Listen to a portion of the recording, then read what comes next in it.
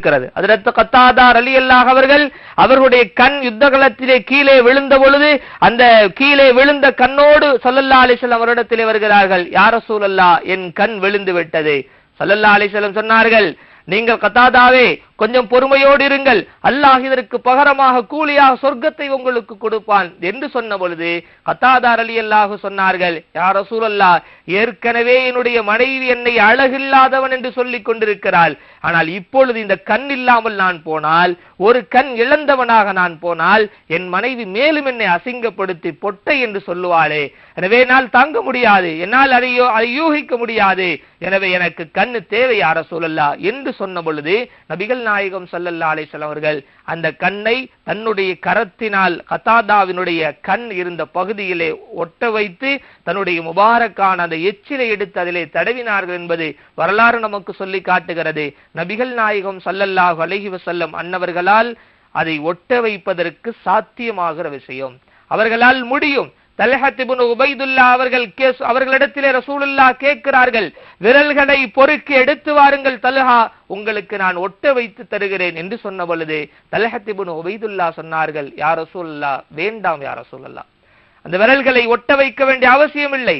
என்ன காரணம் தோழரே, ஏன் இப்படி சொல்லுகிறீர்கள் என்று கேட்கிற பொழுது தல்ஹத் இப்னு உபைதுல்லா சொன்னார்கள், நாளைய மறுமை நாளில் மஹ்ஷர் மைதானத்தில் அல்லாஹ்விடத்திலே அல்லாஹ்வுடைய சன்னிதானத்தில் எல்லோரும் நிற்கிற பொழுது அந்த இடத்தில் அல்லாஹு தஆலா என்னை பார்த்து கேள்வி கேட்பான், நீங்கள் ரசூலை நேசித்தீர்களா, பிரியப்பட்டீர்களா என்று அல்லாஹ் கேட்பான். நான் பிரியப்பட்டேன், நேசித்தேன் என்று அந்த இடத்தில் நான் சொல்லுகிற பொழுது அல்லாஹ்வினிடத்தில் அதற்கு ஏதாவது ஆதாரம் இருக்கிறதா என்று கேட்டால், இந்த உடைந்து போன என்னுடைய கையை, விரல்கள் துண்டாகி போன என்னுடைய கையை, என்னுடைய கரத்தை அல்லாஹ்விடத்திலே நான் காட்ட வேண்டும், இதோ ஆதாரம்.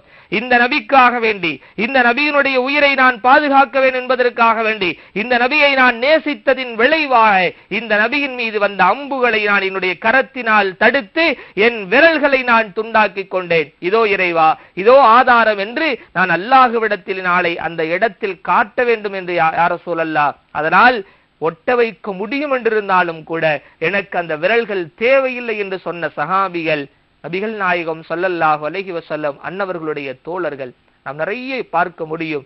அத்தனை வரலாறுகள் ரசூல் ஸல்லல்லாஹு அலைஹி வஸல்லம் அவர்களை சஹாபிகள் எந்த அளவிற்கு நேசித்திருக்கிறார்கள், எந்த அளவிற்கு அவர்கள் பிரியப்பட்டிருக்கிறார்கள் என்பதை நிறைய வரலாறுகளின் மூலமாக நாம் படிக்க முடியும். இந்த சில உதாரணங்கள் நமக்கு போதுமானது. மனிதர்களிடத்திலே தான் நபி அவர்களை நேசியுங்கள் என்று சொல்ல வேண்டிய ஒரு நிர்பந்தம் ஏற்பட்டிருக்கிறது.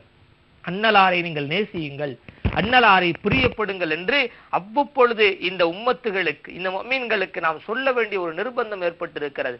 ஆனால் மனித சமுதாயத்தை தாண்டி இருக்கிற சில படைப்புகள் அன்னலாரை எப்படியெல்லாம் நேசித்திருக்கிறது, எப்படியெல்லாம் அன்னலாரை விரும்பி இருக்கிறது என்று பார்த்தால் வரலாற்றில் அதற்கும் நிறைய செய்திகள் கிடைக்கும்.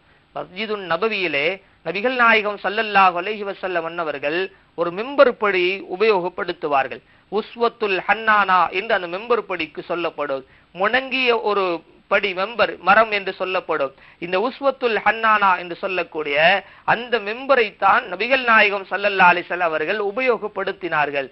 ஒரு காலம் வந்ததற்கு பின்னாலே அதை மாற்றி அமைக்க வேண்டிய ஒரு தருணத்திலே இந்த மெம்பரை பழையதை மாற்றி அமைத்து நபிகள் நாயகம் ஸல்லல்லாஹு அலைஹி வஸல்லம் ஒரு புதிதாக ஒரு மெம்பரை உருவாக்கி கொண்டார்கள். அப்பொழுது இந்த உஸ்வத்துல் ஹன்னானா என்று சொல்லக்கூடிய இந்த மரத்தாலான மெம்பரை மஸ்ஜிதுன் நபவியினுடைய ஒரு ஓரத்தில் அதை வைத்து விட்டார்கள்.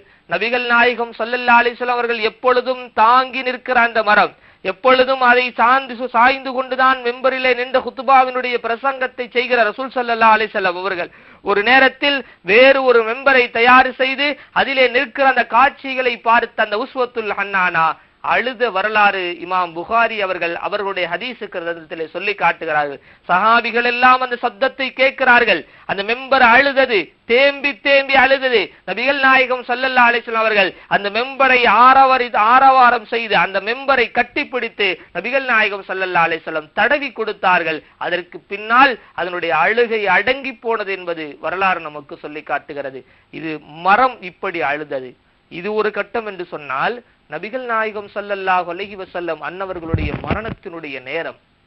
மரணத்தினுடைய நேரத்தில் சஹாபிகளுடைய கவலை ஒரு பக்கம் இருந்தாலும் கூட அன்னலால் நபிகள் நாயகம் ஸல்லல்லாஹு அலைஹி வஸல்லம் அவர்களோடு உறவாடிய மற்ற ஜீவராசிகள் அவைகள் எப்படி நடந்து கொண்டன, சஹாபிகள் எப்படி நடந்து கொண்டார்கள் என்பதை நாம் வரலாற்றிலே பார்த்தால், ஸல்லல்லாஹு அலைஹி வஸல்லம் அவர்களை நேசித்த ஒரு ஒட்டகம் நபி அவர்களுடைய மரணத்திற்கு பின்னாலே அது சாப்பிடவே இல்லை என்று வரலாறு சொல்லி காட்டப்படுகிறது. அது சாப்பிடவே இல்லை, பட்டினியாகவே கிடந்து தன்னுடைய உயிரை மாய்த்து கொண்டது. இந்த நபியினுடைய மரணத்தினுடைய துக்கத்தின் காரணத்தினால் பட்டினியாக கிடந்து தன் உயிரை மாய்த்து கொண்டது.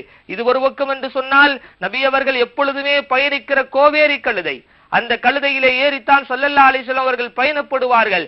நபி அவர்களுடைய மரண செய்தியை அறிந்த அந்த கோவேரி கழுதை வேகமாக ஓடி ஒரு கிணத்திற்குள்ளாக விழுந்து தன்னுடைய உயிரை மாய்த்து கொண்டது, தற்கொலை செய்து கொண்டது என்பது வரலாறு நமக்கு சொல்லி காட்டுகிற செய்தி. ஒரு ஒட்டகம் எவ்வளவு ரசூலை நேசித்திருக்கிறது, ஒரு கோவேரி கழுதை எந்த அளவிற்கு ரசூலை நேசித்திருக்கிறது. சஹாபிகளில் பார்த்தால் அவர்கள் எந்த அளவிற்கு துக்கத்தோடு இருந்தார்கள். அப்துல்லாஹ் இப்னு ஸைத் ரலியல்லாஹு அவர்கள் தன்னுடைய தோட்டத்தில் இருக்கிறார்கள், தன்னுடைய தோட்டத்திலே வேலை செய்து கொண்டிருக்கிறார்கள். செய்தி வருகிறது, நபிகள் நாயகம் ஸல்லல்லாஹு அலைஹி வஸல்லம் அவர்கள் இறந்து விட்டார்கள் என்கிற செய்தி, மரணமாகி விட்டார்கள் என்கிற செய்தியை அந்த இடத்திலே வந்த பொழுது அப்துல்லாஹ் இப்னு ஸைத் ரலியல்லாஹு அவர்கள் தன்னுடைய கையினாலே தன்னுடைய கண்களை தோண்டி எடுத்து விட்டார்கள்.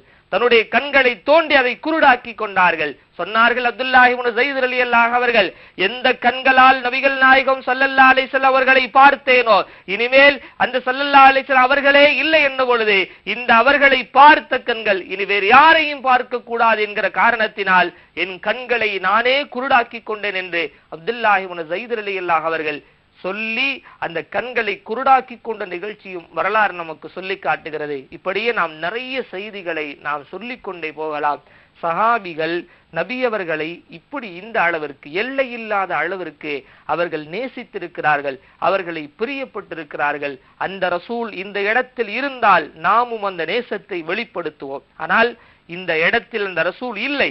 ஆனாலும் நம்முடைய நேசத்தின் வெளிப்பாடு எப்படி இருக்க வேண்டும் என்று சொன்னால், இந்த சமூகம் எப்படி இருக்க வேண்டும் என்று ரசூல் ஸல்லல்லாஹு அலைஹி வஸல்லம் அவர்கள் விரும்பினார்களோ, இந்த சமூகம் எப்படி வாழ வேண்டும் என்று ஆசைப்பட்டார்களோ, எந்த நல்லதை செய்ய வேண்டும் என்று அவர்கள் ஆசைப்பட்டார்களோ, அதை நாம் செய்தால் மாத்திரமே நாம் நேசிப்பவர்களாக ஆக முடியும்.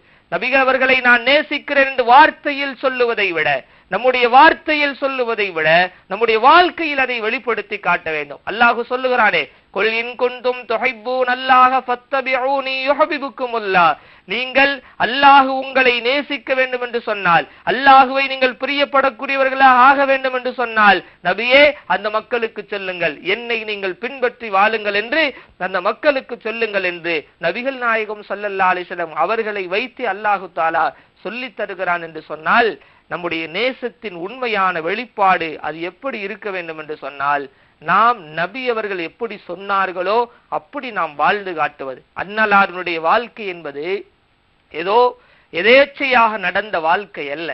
நபி அவர்களுடைய வாழ்க்கை என்பது எதேச்சையாக நடந்த வாழ்க்கை அல்ல. பின்னாலே வரக்கூடிய சமூகங்கள் அதை பின்பற்றி வாழ்க வேண்டும் என்பதற்காக வேண்டி ஏற்படுத்தப்பட்ட வாழ்க்கை.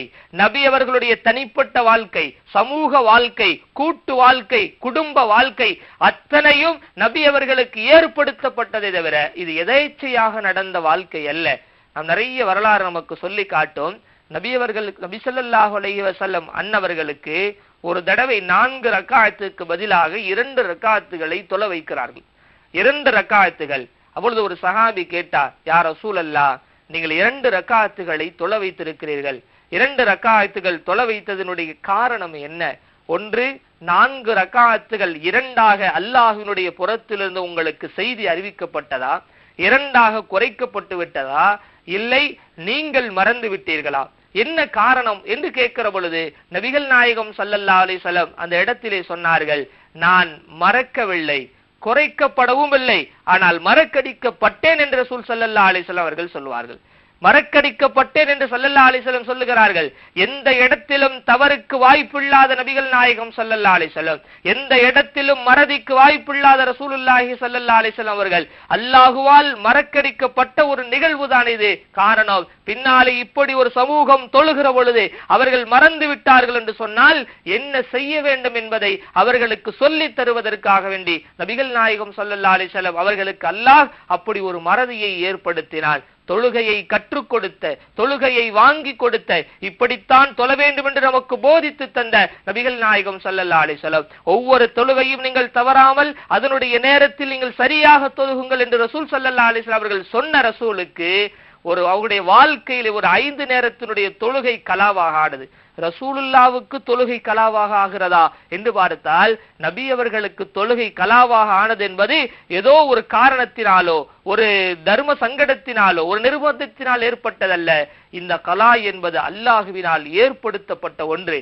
பின்னாலே ஒரு சமூகம், பின்னாலே வரக்கூடிய இந்த உம்மத்தே முஹம்மதியா அவர்களுடைய வாழ்க்கையில் ஏதாவது ஒரு காரணத்திற்காக வேண்டி தொழுகையை தள்ளி போட வேண்டிய ஒரு நிர்பந்தம் ஏற்பட்டால், தொழுகையை தள்ளி தொழ வேண்டிய ஒரு அவசியம் ஏற்பட்டால், அந்த கலாவை எப்படி தொழ வேண்டும் என்பதை இந்த நபியின் மூலமாகத்தான் கற்றுக் கொடுக்க வேண்டும் என்பதற்காக வேண்டிதான் அல்லாஹு தாலா தொழுகையை போதித்த, சரியாக தொழுகிற, தொழுகையை தவறவிடாத நபிகள் நாயகம் ஸல்லல்லாஹு அலைஹி வஸல்லம் அவர்களுக்கு ஒரு 5 நேரத்தினுடைய தொழுகையை அல்லாஹு தாலா கொஞ்சம் தள்ளி போட்டு கலாவாக ஆக்கி அதை நமக்கு கற்றுத் தருகிறார். நபி அவர்களுடைய வாழ்க்கையிலே நடந்த ஒவ்வொரு நிகழ்வும், ஏன் நபி ஸல்லல்லாஹு அலைஹி வஸல்லம் அவர்கள் ஒரு நாளைக்கு 100 தடவை மன்னிப்பு கேட்பார்கள், அல்லாஹ்விடத்தில் இஸ்திக்ஃபார் செய்வார்கள் என்று ஹதீஸ்கள் நமக்கு சொல்லி காட்டுகிறது அல்லவா?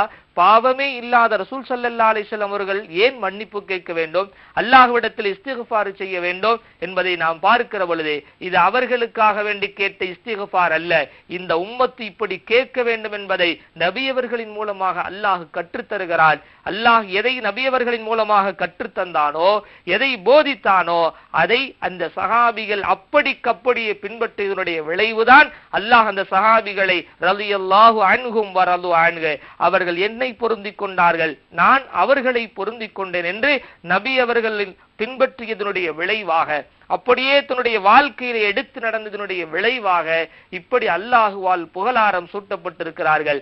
நபி அவர்கள் சிரிக்கிற மாதிரி, நபி அவர்கள் நடக்கிற மாதிரி, நபி அவர்கள் எப்படி பேசினார்களோ அப்படியே, நபி அவர்கள் எப்படி சட்டை அணிந்தார்களோ அப்படியே, இப்படி ஒவ்வொன்றையும் பின்பற்றி வாழ்ந்த சஹாபிகள், அன்னலாரினுடைய தோழர்கள், நாம் உண்மையான நேசத்தை வெளிப்படுத்துவதாக இருந்தால் நாம் நபி அவர்களை அப்படியே பின்பற்ற வேண்டும். பிற சமூகத்தவர்கள் பார்த்தாலே இதுதான் நபியினுடைய வாழ்க்கை என்று சொல்லப்படுகிற அளவுக்கு, சொல்லத்தக்க அளவிற்கு நம்முடைய வாழ்க்கையில் நபியினுடைய அந்த வாழ்க்கை வர வேண்டும். அப்படி வந்தால்தான் நாம் உண்மையான நபியவர்களை நேசிக்கிற மக்களாக ஆக முடியும். அல்லாஹ் ஜல்ல ஷானஹு தஆலா அப்படி நேசிக்கிற, அப்படி பின்பற்றி வாழுகிற மக்களாக அல்லாஹ் நம் அனைவர்களையும் ஆக்கி அருள் புரிவானாக.